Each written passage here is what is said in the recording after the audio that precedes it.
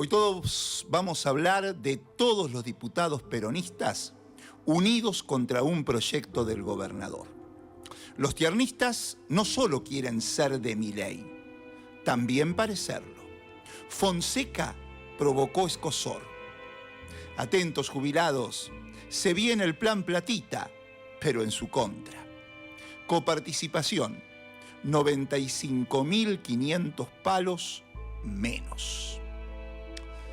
El título de la editorial de hoy es Política en la Pampa, dinámica de lo impensado. La Casa de la Democracia, como se le llama a la Cámara de Diputadas y Diputados, es también la caja de resonancia de la política en la Pampa. Y en la última sesión quedaron plasmados muchos de los acontecimientos que se presentan en pleno desarrollo.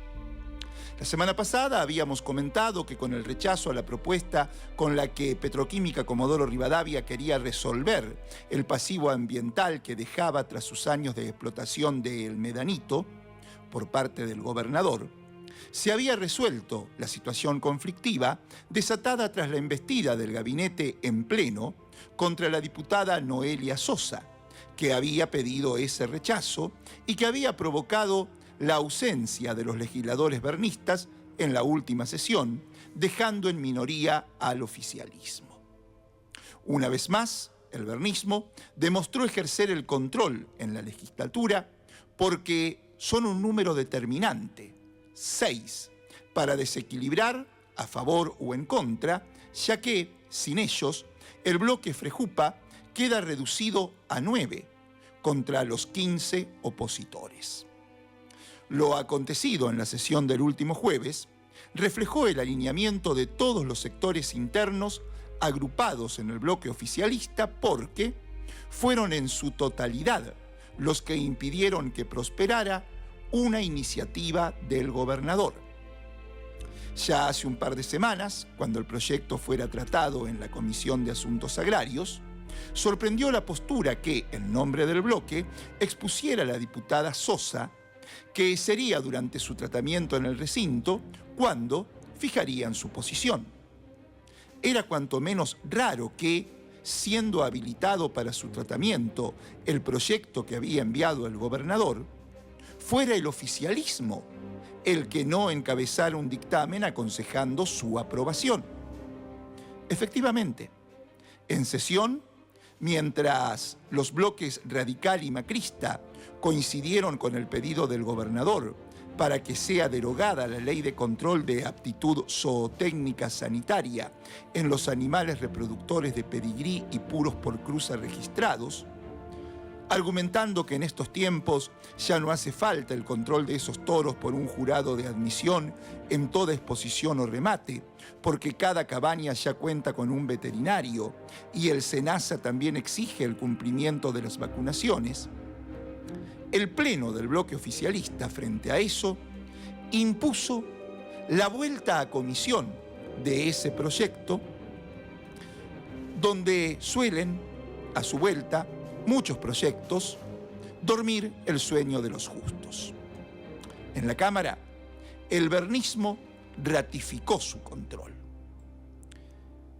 Y muy notorios fueron, también, los esfuerzos indisimulados, o más todavía, los esfuerzos altamente manifiestos del par de legisladores tiernistas por mostrarse decididamente aliados a La Libertad Avanza, por no decir, por mostrarse definitivamente mileístas.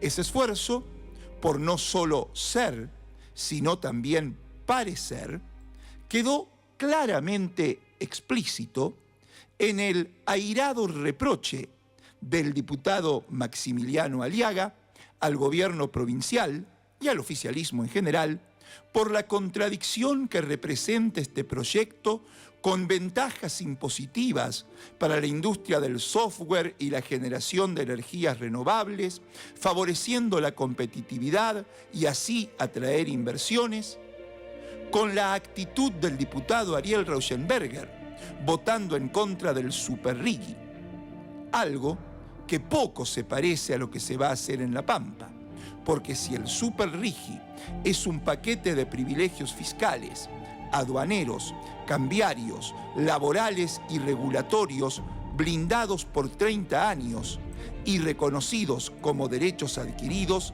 asimilables al derecho de propiedad, cambio contra prestaciones débiles, provincias subordinadas y soberanía debilitada.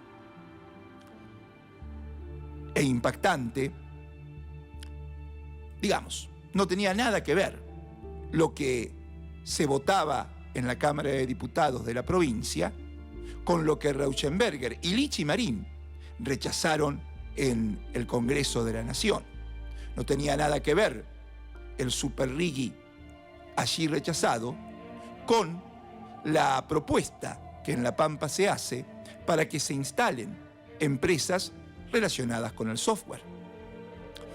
E impactante fue el argumento al que apeló la diputada Sandra Fonseca para votar en contra, para oponerse a la resolución que expresa la preocupación por las iniciativas legislativas que pretenden silenciar y culpabilizar a las víctimas, desalentar las denuncias y negar la violencia de género estructural imperante.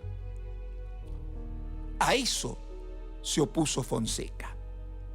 Ella aseveró que todos mis años de trabajo territorial me han demostrado que no será impedimento para aquellas mujeres o niños, niñas y adolescentes víctimas de abuso sexual hacer las denuncias, porque ahora, por ley, se vayan a endurecer penas a los y las falsas denunciantes, provocando una suerte de shock en el recinto.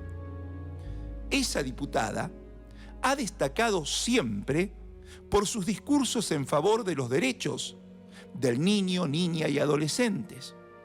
Y ante este proyecto de ley, impulsado por Milei, aunque lo haya presentado la senadora macrista Carolina Lozada, que pretende endurecer o ampliar las sanciones por las llamadas falsas denuncias, constituyendo un grave retroceso en materia de derechos humanos, especialmente en lo que respecta a la protección de niños, niñas y adolescentes, frente a situaciones de abuso y a las víctimas de violencia de género, reforzando en el contexto actual político una lógica peligrosa, la de cuestionar la palabra de quienes denuncian, deslegitimando las políticas de género y desmantelando herramientas fundamentales de protección. Es la Asamblea Permanente de Derechos Humanos la que sostiene que el proyecto construye un problema sobredimensionado. Las falsas denuncias en la Argentina representan el 0,3% de las denuncias. Es decir, eso está sobredimensionado y desvía la atención de la verdadera urgencia, que es la dificultad que tienen las víctimas para ser escuchadas, creídas y protegidas. En lugar de fortalecer los mecanismos de acompañamiento, investigación y acceso a la justicia, se promueve una herramienta que puede ser utilizada para disciplinar a quienes se animan a hablar. La Asamblea Permanente por Derechos Humanos agrega que denunciar un abuso implica atravesar miedos, presiones familiares, dependencia emocional y múltiples barreras institucionales. Introducir la amenaza de posibles sanciones por falsa denuncia incrementa el temor y puede inhibir la palabra de quienes más necesitan ser protegidos. Esto contradice los principios básicos de protección integral y el interés superior del niño, pilares que hoy se ven amenazados por políticas que priorizan el ajuste por sobre los derechos. Eso dice la Asamblea Permanente por Derechos Humanos respecto a este proyecto de ley de Carolina Lozada, impulsado por Milei, para ampliar sanciones por falsas denuncias. y Fonseca, junto a su compañero de bloque, votaron en contra del repudio de semejantes medidas. Dio la sensación que Fonseca tiró por la borda todos sus discursos y demandas en favor de los derechos de niños y niñas. Se podría decir que nadie les habrá de haber pedido tanto, pero queda claro que se impone demostrar la pertenencia. Mediáticamente, la solicitud inicial que hiciera el intendente de Lonquimay, Manuel Feito, junto a otros exintegrantes de la frustrada renovación peronista pampeana, con la que Luciano Di Napoli pretendió competir internamente por la conducción del Partido Justicialista, sin poder reunir la cantidad mínima de avales, decía que mediáticamente la solicitud de Feito para conformar un partido político que llevaría por nombre Fuerza Pampa fue estridente. Tal vez más de lo que amerita. Es evidente que se trata de un desafío similar al del año pasado, por más que esta vez Copete haya pretendido mostrarse tan sorprendido como la mayoría de los dirigentes peronistas a los que se les requirió opinión por esta creación. Si están dos funcionarios de su staff de gobierno, si una abogada de la dependencia comandada por la secretaria plenipotenciaria es quien presentó la documentación requerida, todos son socios fundadores. O sea, ladra, mueve la cola y tiene cuatro patas. Otra vez Di Napoli comanda una rebelión, aunque, por ahora, parezca no más que una amenaza de que tomaría las armas si no le entregaran la candidatura a gobernador. Algunos, que dicen conocer de sus airadas e intempestivas reacciones, creen hasta posible que la decisión de empujar a su incondicional Manu a que abandone su decisión de abandonar la política y ponga primera, la haya pensado en esos largos minutos en los que lo dejaron solo en la mesa de autoridades, mientras éstas, encabezadas por el gobernador Sergio Silioto, estaban cortando las cintas, dejando inaugurado el Centro Oncológico Regional, parte del acto para el que no habría sido invitado. No te extrañes que se haya calentado tanto que ahí se decidió a hacer algo que hace rato pensaba hacer.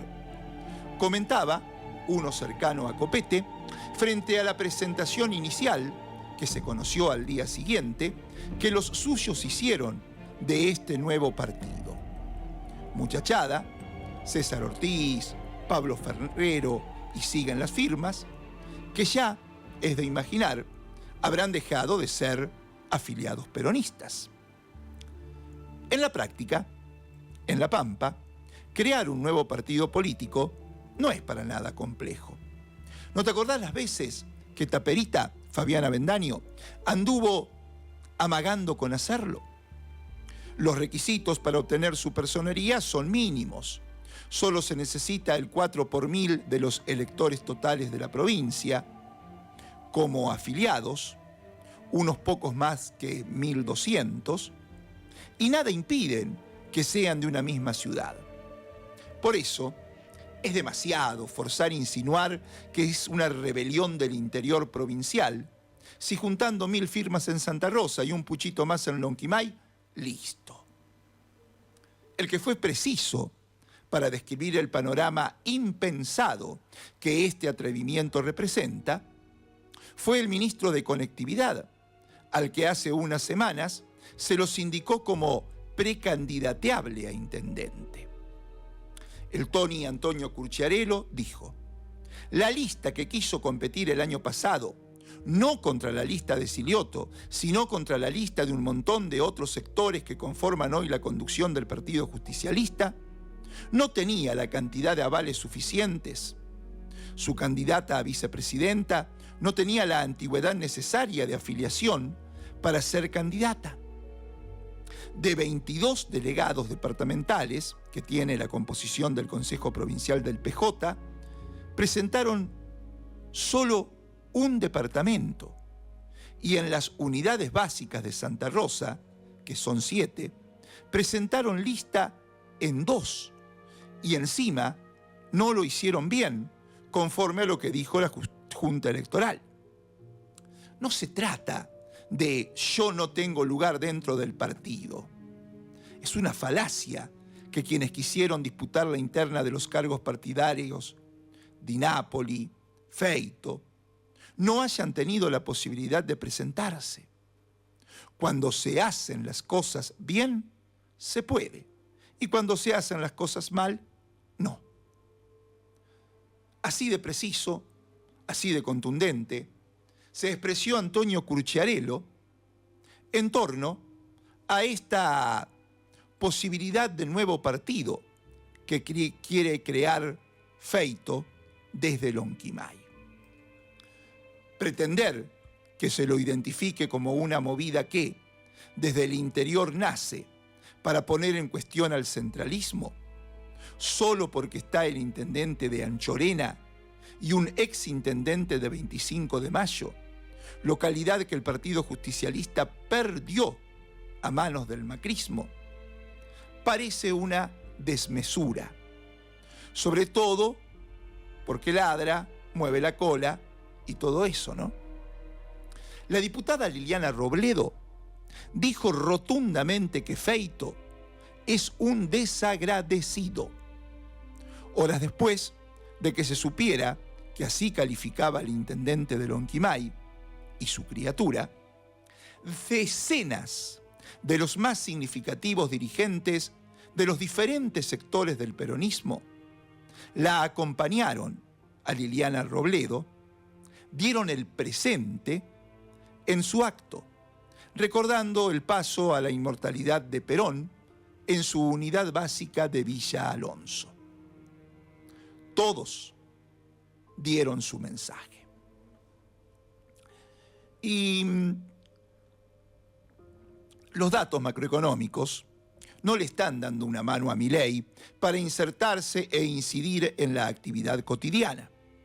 Entonces esos datos, que utiliza como bandera, no contabilizan la deuda externa como primera, y así dan todo bárbaro. Pero si contabilizan esa creatividad, que es más cara la morosidad que tiene el Estado-Nación para cumplir con sus obligaciones, así entonces no se mete en la microeconomía, porque es de cartón, sobre todo, justamente, porque no contabiliza la deuda externa, lo que es un gran problema. Si no se contabiliza la deuda en el país que vive tomando deuda, ese país se está mintiendo todo el tiempo. La borrachera ideológica de Milei y compañía impide analizar el carácter destructivo de la micro.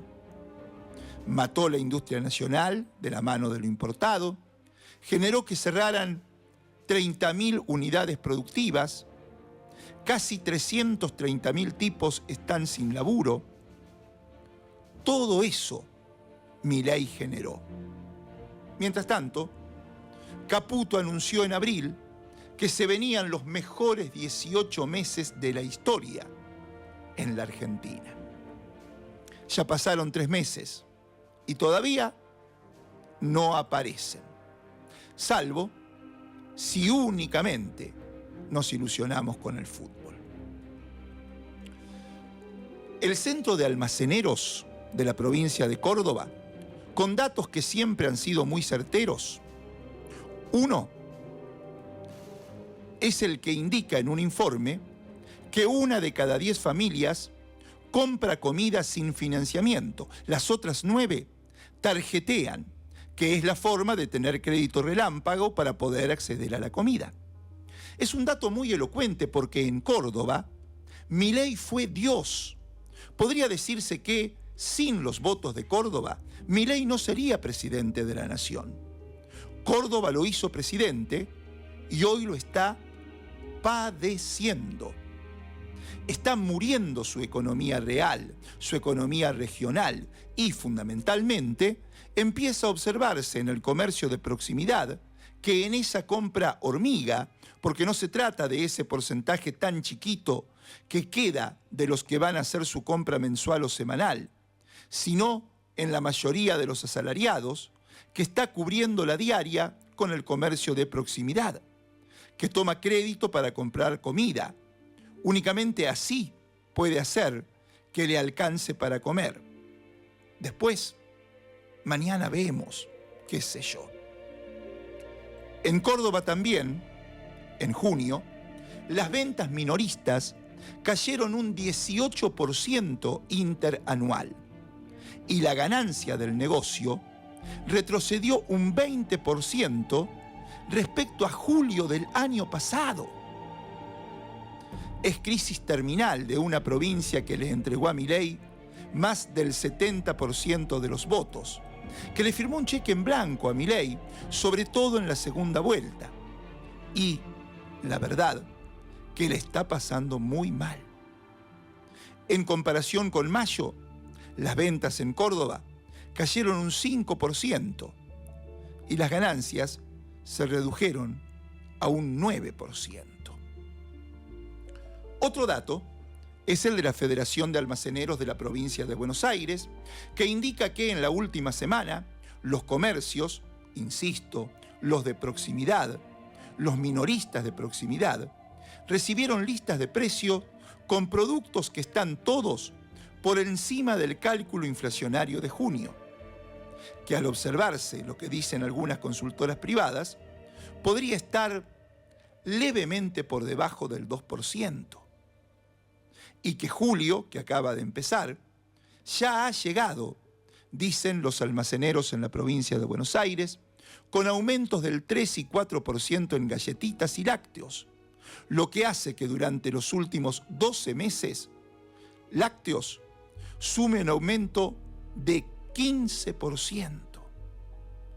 Es un montón, un montón.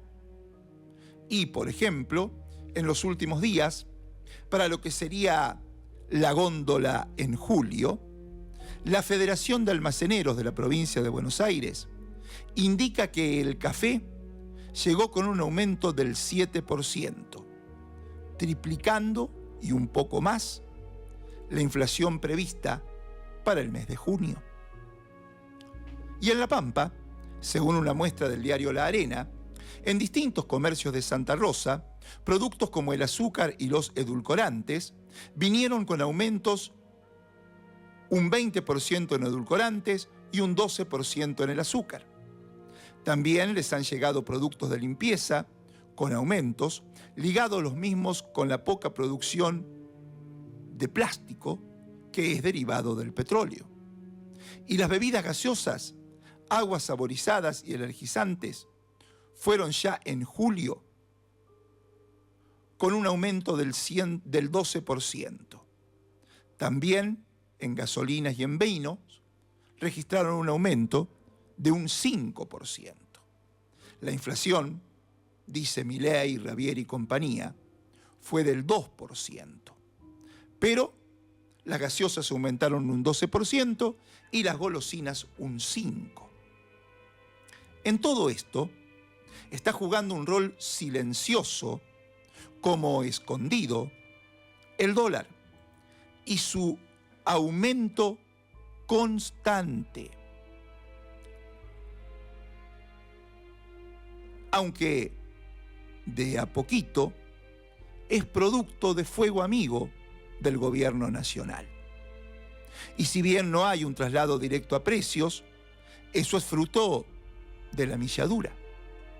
Se da algo que hemos explicado en más de una oportunidad. ¿Qué sucede?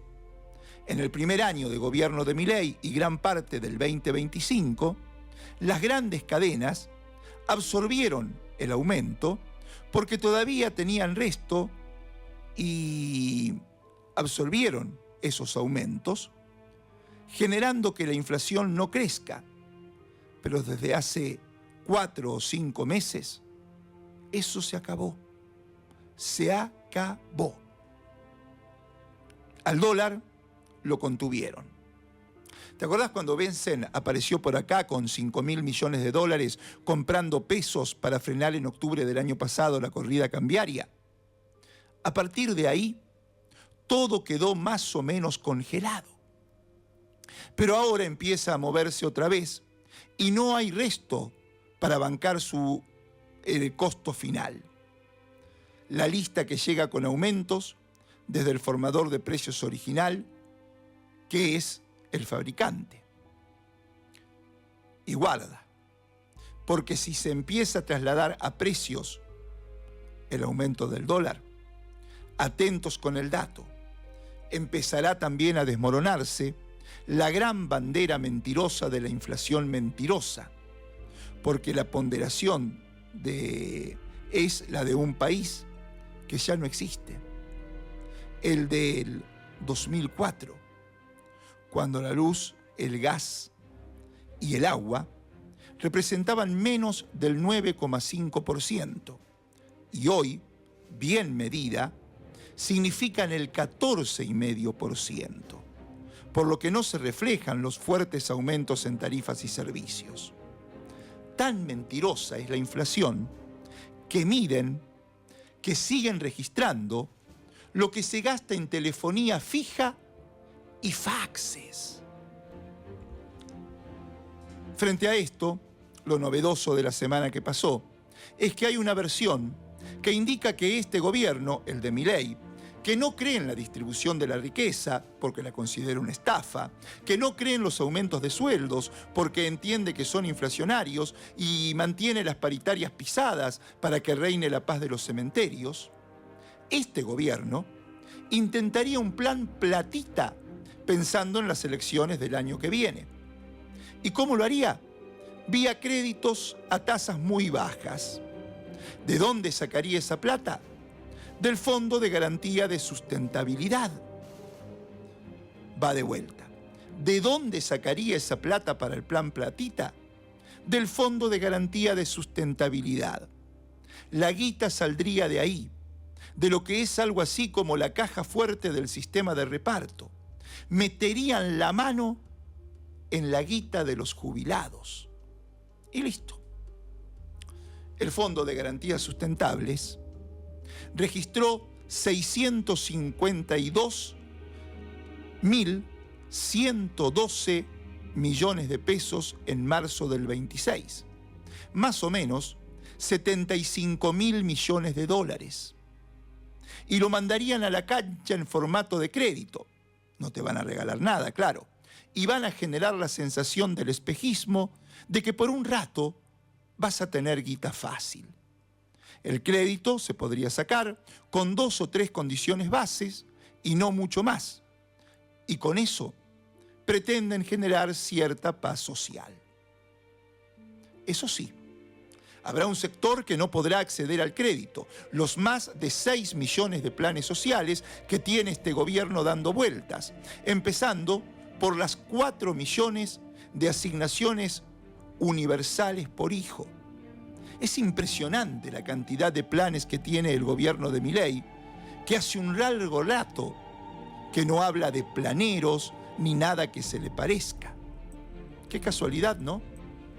Fijémonos en la historia de los planes sociales, porque si uno fuera a la verdulería y preguntara quién los inventó, la respuesta sería Cristina, ¿verdad? Bueno, no es así. El inventor de los planes sociales es el Fondo Monetario Internacional.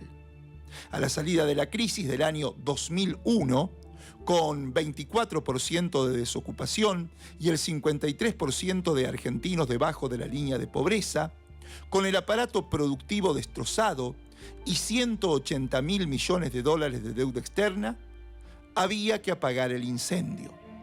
Y le pusieron la guita a Duhalde para la creación de 2 millones de planes sociales y con eso empezar a contener la cosa mientras se desarmaba la convertibilidad y se instalaba volver a la industria nacional para que hubiera laburo y demanda comercial. Néstor Kirchner arrancó su gobierno con gran parte de esos 2 millones de planes. Y Cristina terminó el suyo con 400.000. Te repito, Adual del Fondo Monetario Internacional le dio la autorización para crear 2 millones de planes sociales. Al toque cayó Néstor, que arrancó su gobierno con gran parte de esos 2 millones. Y Cristina terminó con solo 400.000 planes sociales. Porque en el medio se crearon 4 millones de puestos de trabajo nuevos. Macri triplicó la cifra vía Carolina Stanley, la triplicó. Es para remarcar ese dato, porque pinta lo hipócrita y lo cínica que es la derecha. Macri contuvo no con industria nacional ni con laburo al pobrerío, sino con la limosna de los planes sociales, triplicando los que habían quedado tras la gestión K. Y este Milei tiene 6 millones de planes sociales dando vueltas, empezando por los 4 millones de asignación universal por hijo, que supimos en la semana, que en la era Milei creció un 90% por encima de la inflación. Cínicos e hipócritas. Gobernar es generar trabajo, no planes. Por otro lado, siempre planteamos que el movimiento obrero en la Argentina, cuando se convierte en actor político, genera cosas impresionantes, como el 17 de octubre o el Cordobazo, y que siempre lo queremos opinando de todo lo que nos pasa, no solamente en la pelea que tiene que ver con lo salarial y las condiciones laborales, que por supuesto, ahí lo queremos, firme, sin dar pasos atrás. Pero le demandamos un poco más a la CGT.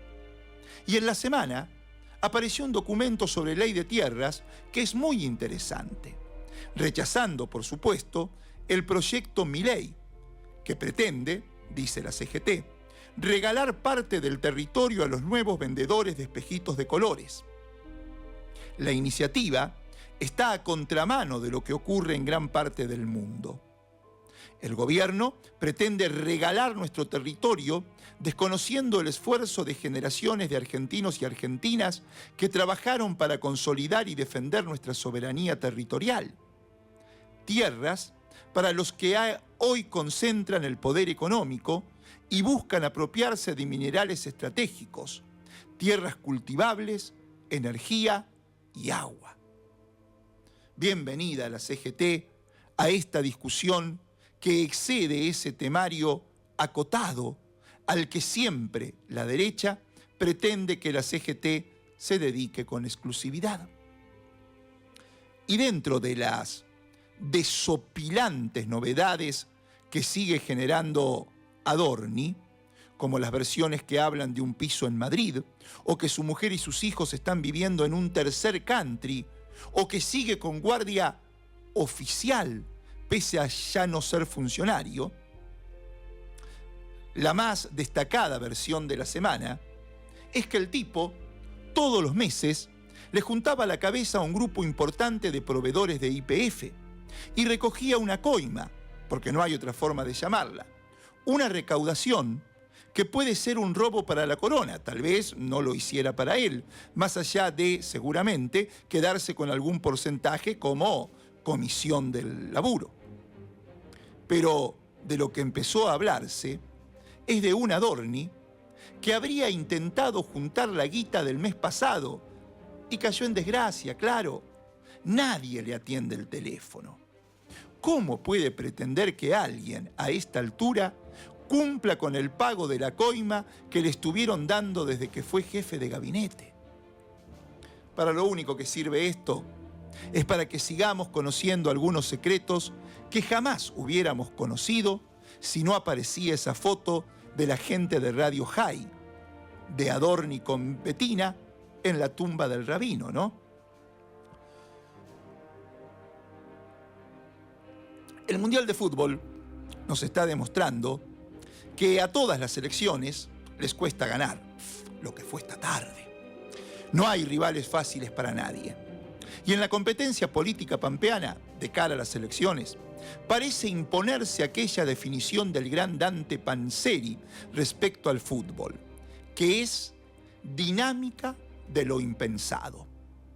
Por un lado, Agustín Rabier debutó como vocero no solo anunciando aumentos por arriba de la inflación para seguir limando los ingresos populares y de las clases medias en transporte urbano, energía, gas, telecomunicaciones, peajes, colegios privados, cobertura de medicina prepaga, sino también armando bardo con lo que dice, poniéndose en contra de Karina Milei al afirmar que al energúmeno pendenciero lo convenció Santiago Caputo de ser presidente, o que la gente se tiene que abrigar para no gastar tanto gas.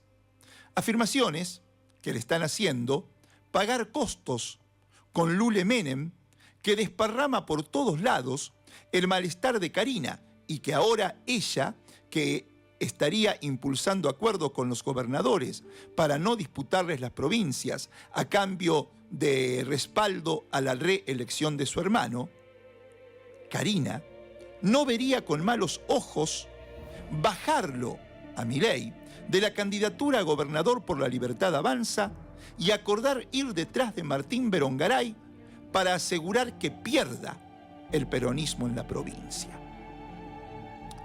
Por otro lado, desde el gobierno de Silioto, siguen difundiendo la majestuosidad del Centro Regional Oncológico inaugurado. Ya empezó a atender pacientes poniendo en marcha un servicio de alta complejidad que permitirá realizar progresivamente tratamientos de radioterapia en la provincia, fortaleciendo la red provincial de salud que, con la integración de servicios, la incorporación de tecnología de última generación y la atención cerca del lugar de residencia, permiten reducir los tiempos de tratamiento, disminuir derivaciones y mejorar la calidad de vida de las personas. Y hasta la Autoridad Regulatoria Nuclear le autorizó sumar la braquiterapia de alta tasa de dosis, un tratamiento de altísima precisión que lo hace referente regional en radioterapia. En eso anda el gobierno de Sergio Silioto y también difundiendo que en el primer semestre de este año La Pampa perdió 99.500 millones frente al primer semestre del 2023 por la caída de la coparticipación nacional. La copa sigue cayendo y Rabier, que tan cerquita está de Milei, siendo su vocero, algo podría hacer en beneficio de la provincia. ¿O no le importará porque en definitiva no es la suya? Y Di Napoli, también a él lo castiga en forma directa el despiadado gobierno nacional, que congeló el subsidio a la tarifa social de colectivos y dejará de hacerse cargo del descuento automático del 55% en próximos aumentos, con lo que cada vez será menos lo que Nación aporte para mantener el viaje gratis en colectivo de jubilados, beneficiarios de la asignación universal por hijo, de la asignación por embarazo, del programa Progresar, estudiantes y veteranos de Malvinas. Copete se calienta, denuncia que el Estado Nacional se retira del transporte público del interior del país, pero está dispuesto a hacer todo lo contrario de lo que alguna vez dijo. Ay, Adrián Rabier, antes de apoyarte a vos y a toda esa caterva de vendepatrias, me corto la mano. Eso había dicho Di Napoli. Pero ahora parece hacer todo lo contrario de eso, promoviendo el armado de un partido político con el que le restaría votos al peronismo en la provincia. Impensada. Como en el fútbol, en la política de La Pampa, es la dinámica. En la política de La Pampa es dinámica de lo impensado, sostiene Javier Alejandro Urban.